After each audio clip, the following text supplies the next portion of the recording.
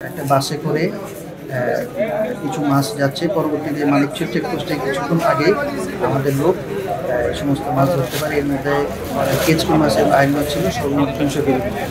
তো আমরা মাছগুলো যেটা আমাদের নিয়ম অনুযায়ী আমরা নিলাম করছি এবং বাসটাকে আমরা প্রাথমিকভাবে আমরা জব্দ করেছি এবং এটা ইনভেস্টিগেশনের জন্য যে আসলে এটার সাথে কারা জড়িত, এর পেছনে কারা এই সমস্ত মাছ পাচারের সাথে জড়িত, এটা বের করার চেষ্টা করব।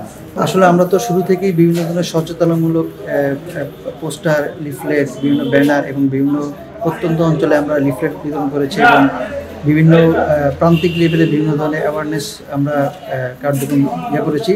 তারপরেও আমরা আপনাদের মাধ্যমে জানাতে চাই যে এই সমস্ত ছোট মাছ যাতে তারা না ধরে, এতে করে কাপ্তাই লেকে যারা ব্যবসায়ী এবং যে আছে তারা ক্ষতিগ্রস্ত হবে। বিএফডিসি এই বিষয়ে সবসময় তৎপর রয়েছে এবং ভবিষ্যতেও থাকবে।